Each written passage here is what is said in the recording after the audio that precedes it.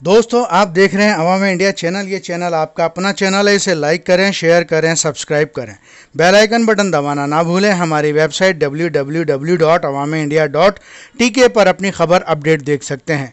यूँ तो कहा जाता है जोड़े रब आसमान में बना देता है और उन्हें ज़मीन पर मिलाकर एक दूसरे को मिलाने का काम इंसान की कोशिश होती है, तब एक दूसरे के बंधन में बनते हैं। मगर उन जोड़ों को कौन और किसके हाथों एक दूसरे को एक करने और ख़ास तौर पर लड़की की विदाई को लेकर की विदा वो बाप के आंगन से होती है। लेकिन वक्त कभी ऐसा आता है कि कुछ इंसानियत के दुश्मनों के नापाक इरादों की वजह से कई बेटियों के सिर से उनका साया उड़ जाता है। जी हाँ, हम बात कर रहे हैं 13 मई 2008 की। जयपुर की पाक ज़मीन पर कुछ बेरहम लोगों ने अपने कई उन बेटियों के सिर से बाप का साया उठा लिया था, मगर उनके नापाक इरादे सिर्फ लोगों में दहशत पैदा करना और दूरी बढ़ाने का था, जो वक्त के साथ साथ सब खत्म हुआ।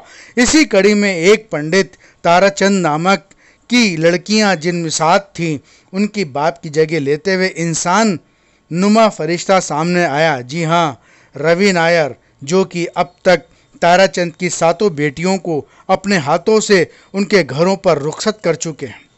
रवि नायर जैसे लोगों की वजह से ही आज इंसानियत जिंदा है।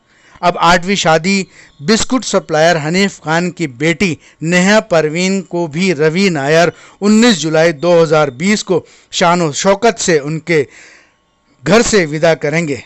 हनीफ खान सीरियल ब्लास्ट में चौपड़ पर अपनी जान गंवा बैठा था, मगर जिसका रब निगहबान हो तो बेटियों की किसी बात की कमी नहीं होती। नेहा की रुखसती रवि नायर के हाथों होगी, जो कि जयपुर की एक मिसाल हमेशा से पूरी तरह दुनिया में मौजूद रही है। गंगा जमुनी तहजीब अब एक बार फिर समाज के कंटकों के मुंह पर जोरदार तमाचा है।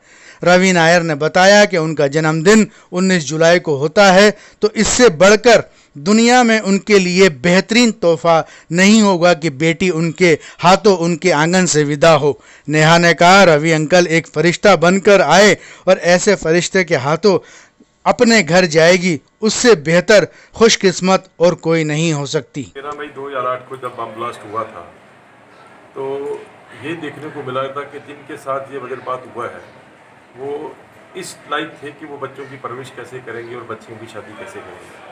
तो हमने सोचा कि ये पहाड़ जैसा मुसीबत जो इनके ऊपर पड़ी है, तो एक छोटी सी जिम्मेदारी हम भी ले लें कि जितने भी जो बम ब्लास्ट में मारे गए हैं कि बच्चियों की शादी के साथ हम इनके साथ खड़े हैं, ताकि इनको कोई संकट नहीं आए। बच्चियाँ उस टाइम छोटी थी, बच्चे जो छोटे थे। 7 बच्चियों की शादी की, हमें पता नहीं कैसे होगी, ईश्वर करने वाला। हमारे तो मुंह से वाक्य निकला था, बाकी सारे काम ईश्वर ने किया, लोग हमारे साथ जुड़ते गए। अब ये 8वीं बच्ची की शादी है और मैंने कोशिश हमेशा ये किया कि मैं अपनी बेटी की शादी जैसे करता है उस तरीके से अपनी शादी करता हूँ। ये शादी भी ऐसी होगी जैसे मेरी बेटी की शादी होगी और प्रयास यही रहेगा कि अब समस्या क्या है कि पहले तो 1000-1500 की गैदरिंग होती थी, सोचते थे कि सब लोग आए शहर के। अब लॉकडाउन का समय आ गया, बच्ची की शादी पहले 26 अप्रैल की थी, फिर वो पोस्टपोन होगी कोरोना की वजह से।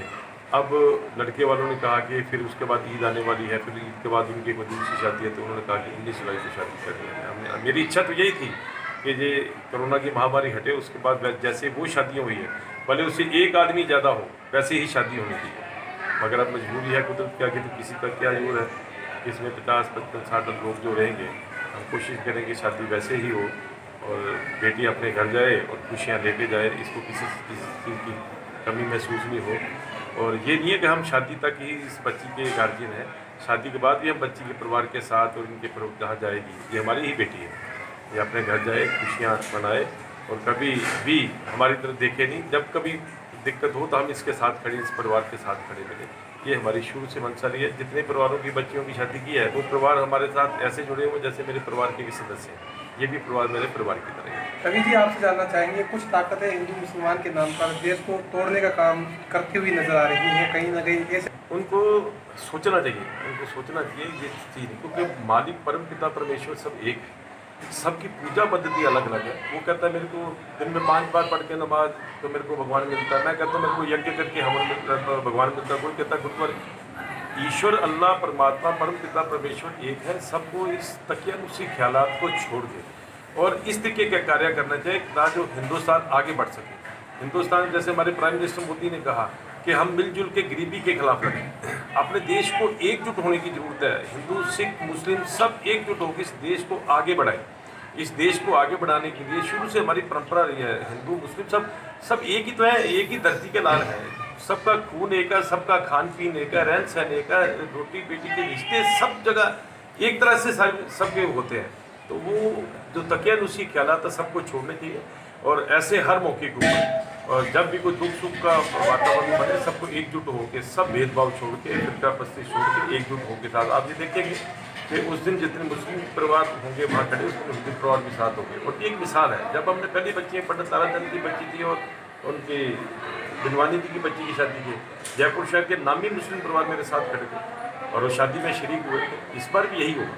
तो उनको यही संदेश है कि वो अपनी तकियानुसी सोच को चेंज करें और देश में वातावरण अच्छा बने और देश आगे बढ़े।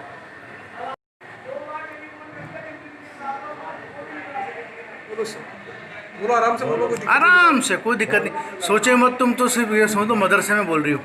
क्या बात, बोलो।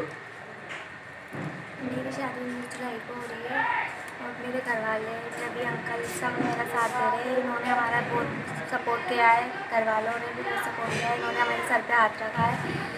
इन्हों की वजह से मेरी इतनी अच्छी शादी हो रही है और ये मैं चाहती हूँ मेरे सर पे हाथ रख के मुझे विदा करें, की तरह मुझे विदा करें। और मैं बहुत खुश हूँ। मुझे पापा की कमी ज़रा सी महसूस नहीं हो रही क्योंकि मेरे घर वाले भी हमारे साथ हैं और रवि अंकल भी हमारे साथ हैं। नाम बताओ।